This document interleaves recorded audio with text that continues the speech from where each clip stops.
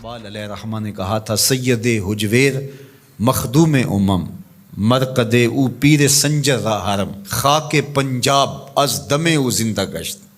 پنجاب کی دھرتی کو جو ایمان کا چراغاں نصیب ہوا تو اس پاکیزہ وجود سے نصیب ہوا ہے۔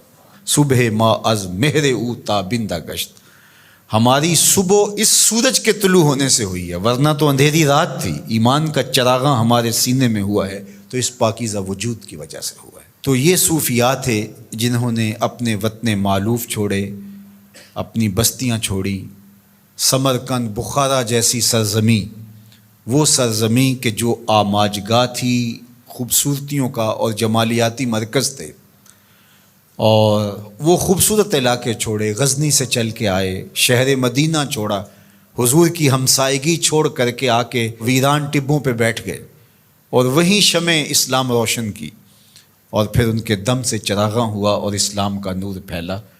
تو ہم اگر صائب مزاج ہوں گے تو ہم کبھی بھی احسان فراموش نہیں ہوں گے، ان بزرگوں کے شکر گزار ہوں گے کہ اگر یہ یہاں آئے نہ ہوتے تو آج ہماری پیشانی بھی کسی پتھر کے آگے سجدہ ریز ہوتی۔ لیکن ان بزرگوں نے ہمارے آباء و اجداد کو اسلام دیا، ہمارے آباء و اجداد کو دین سکھایا، ان کے سینے میں چراغاں کیا حقیقت کا، اور سارے اندھیرے ختم کیے۔ اور آج ہم جیسے بھی مسلمان ہیں، جس طرح کی بھی ہمارے اندر کوتاہیاں موجود ہیں، لیکن شکر ہے ہمارا اللہ پر توکل ہے، ہم اللہ کے ساتھ یقین کا رشتہ رکھتے ہیں، اس کے رسول صلی اللہ علیہ وسلم کا نام ہمارے سینوں کے اندر ٹھنڈک کا سبب اور ذریعہ ہے، صحابہ اور اہل بیت کے ساتھ ہماری محبتوں کا رشتہ مستحکم اور مضبوط ہے۔ تو یہ ان پاک باز ہستیوں کی محنتوں کا ثمرہ ہے جو نصیب ہوا، اور آج ہم ان بزرگوں کے حضور اپنی عقیدتوں کا خراج پیش کرتے ہیں اور اپنی محبتوں کا نذرانہ پیش کرتے ہیں۔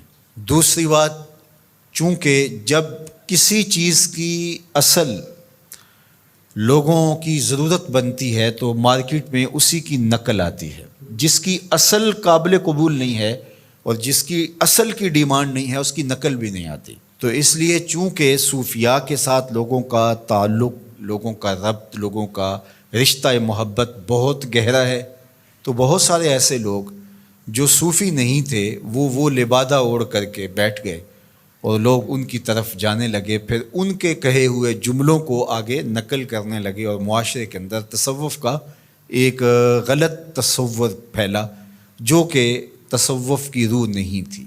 سب سے پہلے یہ سمجھیں کہ تصوف اسلام سے متوازی کوئی نظام نہیں ہے۔ اسلام کے مرتبہ احسان کو ہی تصوف کہا جاتا ہے۔ مرتبہ احسان کیا ہے؟ حضرت جبریل امین حضور کی خدمت میں حاضر ہوئے اور انہوں نے آ کے آقا کریم سے پوچھا کہ مل احسان، حضور احسان کیا ہے؟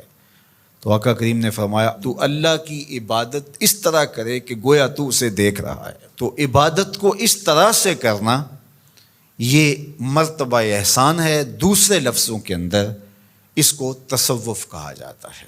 اگر آپ سے میں یوں کہوں کہ انما الاعمال بالنیات سے شروع ہونے والا سفر کأنک تراہ پہ ختم ہوتا ہے، اس سفر کا نام تصوف ہے۔